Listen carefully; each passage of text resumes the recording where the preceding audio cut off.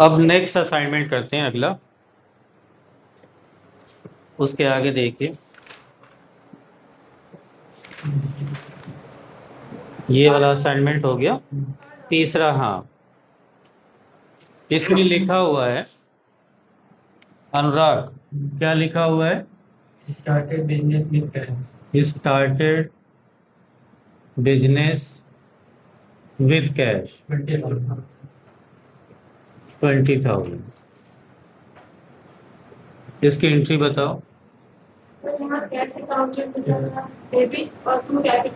हाँ, जब भी बिजनेस शुरू करेंगे, कई बार ये एंट्री हो गई तो हमेशा वही होगी ना। हम 50 बार भी अगर बताएंगे तो एंट्री तो वही रहेगी।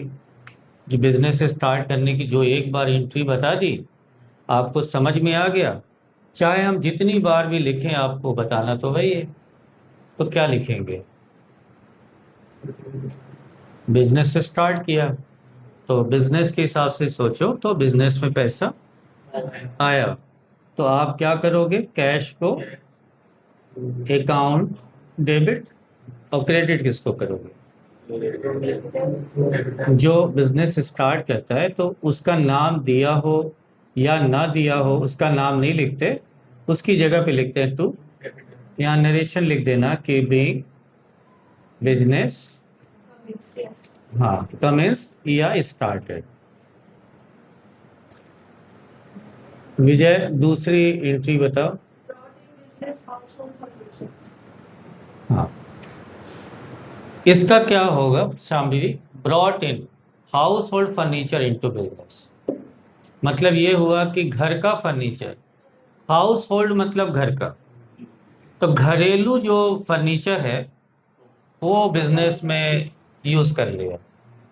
होता है कि आप बिजनेस जब करते हैं तो बहुत सी चीजें खरीद लेते हैं और बहुत सी चीजें घर से इस्तेमाल कर लेते हैं, उससे पैसा बचता है आपका। तो यही इन्होंने भी किया। फर्नीचर था, हाउस होल्ड फर्नीचर, घरेलू फर्नीचर, घर का फर्नीचर, ब्रॉट इन बिजनेस में ले आए। तो बिजनेस में आया क्या? तो फर्नीचर डेबिट हो जाएगा, फर्नीचर अकाउंट डेबिट।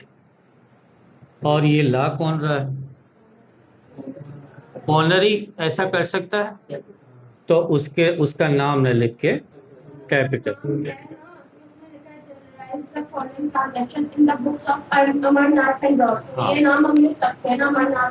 नहीं, अमरनाथ एंड कंपनी या अमरनाथ ब्रॉस यानी ब्रदर्स, ये उनके बिजनेस का नाम है। तो उनके बिजनेस का जो अकाउंट्स मेंटेन होगा तो वो ऊपर लिख दिया जाएगा कि मिस्टर अमरनाथ एंड ब्रॉस का ये अकाउंट्स मेंटेन हो रहा है। लेकिन अकाउंटिंग के अंदर डेबिट क्रेडिट में उनका कहीं नाम नहीं आएगा। कभी भी किसी भी ओनर का नाम ना लिख के क्या लिखा जाता है? इवन एक कंपनी जो शेयर इशू करती है और पूरी दुनिया के लोग अगर वो शेयर खरीदते हैं तो भी नाम नहीं लिखा जाता, शेयर कैपिटल लिखा जाता है। नाम उसी केस में लिखा जाएगा जब हम उनसे उधार लें, एसबीआई से उधार लें, आशीष से उधार लें, सत्यम से उधार लें, तो क्या लिखना पड़ेगा? नाम लिखना पड़ेगा, उस व्यक्ति का नाम लिखना पड़ेगा, उस संस्था का नाम लिखना पड़ेगा जिससे हमने पैसे उधार। और यहाँ उधार की बात नहीं है, यहाँ एक ओनर अपने बिजनेस में पैसा, और दूसरे वाले केस में ओनर अपने घर का फर्नीचर बिजनेस में क्या कर रहा है? इन्वेस्ट कर रहा है, यूज कर रहा है। तो यहाँ भी कैपिटल ही आएगा। तो क्या लिखेंगे यहाँ पे? Being furniture brought in.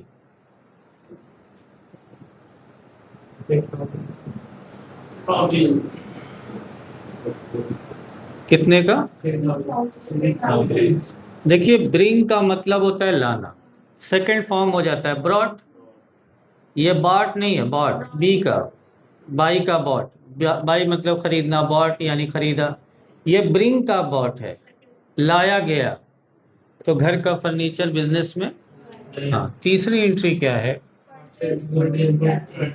ये सिंपल एंट्री है, क्या होगा?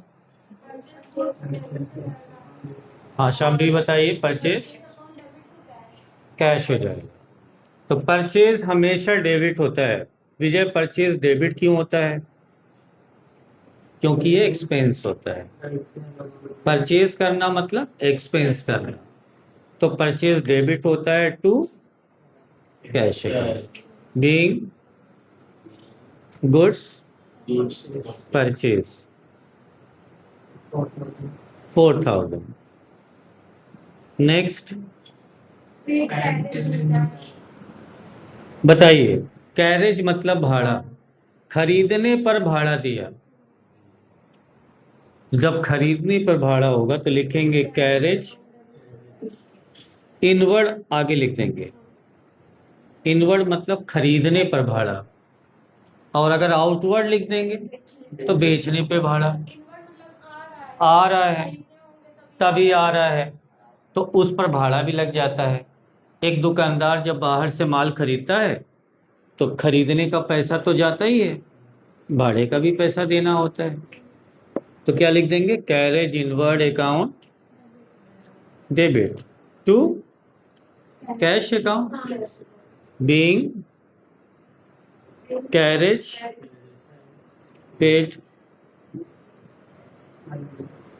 500। फिर next Purchase furniture on credit from LS. Earning. तो जब फर्नीचर खरीदेंगे तो असेट्स होगा या गुड्स? असेट्स हो जाएगा।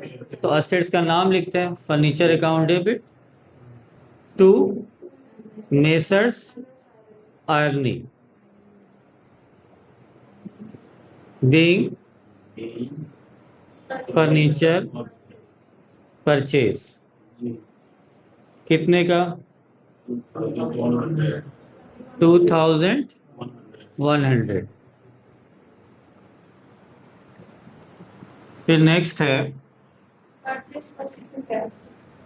Purchase machinery for cash. ये गुड्स है या असेट्स?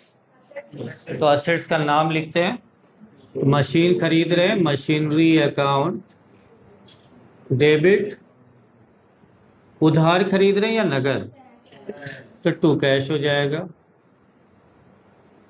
बीइंग मशीनरी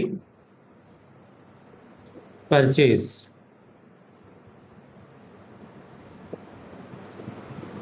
कितने की? 1900। फिर नेक्स्ट बताइए,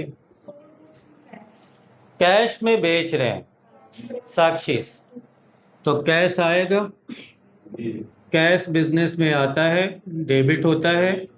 और सेल्स हमारी इनकम है, तो इनकम हमेशा क्रेडिट। तो यहाँ लिख देंगे बीइंग गुड्स सोल्ड।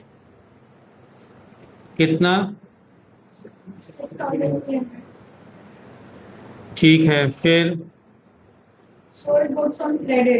उधार बेच रहे हैं, डेटर को बेच रहे हैं, उधार बेच रहे हैं, तो जिसको बेच रहे हैं उसको बोलते हैं हम लोग sundry debtor account debit to sales account being goods sold. Credit ही में होता है, इनकम है ना, तो इनकम हमेशा क्रेडिट में होता है, और परचेज हमेशा डेबिट में। कितने का सेल्स हुआ है? 2500। हाँ। फिर वेंडर मतलब खरीदते हैं, सप्लायर। तो सप्लायर को क्या बोला जाता है? Sundry creditor. नहीं, क्योंकि जब क्रेडिटर के नाम से उसका एक लेजर बन रहा है, तो हम वेंडर का अगर बना देंगे तो दो खाते हो जाएंगे, और हमें जानना होगा कि हमने किससे सामान खरीदा है।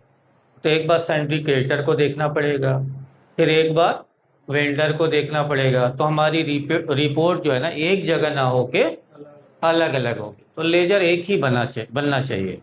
तो टेक्निकल नाम तो भाई उसका सन्ड्री क्रेडिटर ही है। तो sundry creditor account debit to cash account being cash paid to, यहाँ नरेशन में आप वेंडर लिख दो कितना, फिर कस्टमर से पैसा मिल रहा है तो कैश तो आ रहा है, तो कैश अकाउंट डेबिट, फिर कस्टमर को क्या बोलते हैं, सन्ड्री डेटर अकाउंट, कस्टमर को सन्ड्री डेटर बोलते हैं, बीइंग कैश रिसीव कितना 4700, फिर ये कंप्लीट हो गया। नेक्स्ट असाइनमेंट, ये फोर्थ था कि फिफ्थ कि थर्ड था, नोट करिए।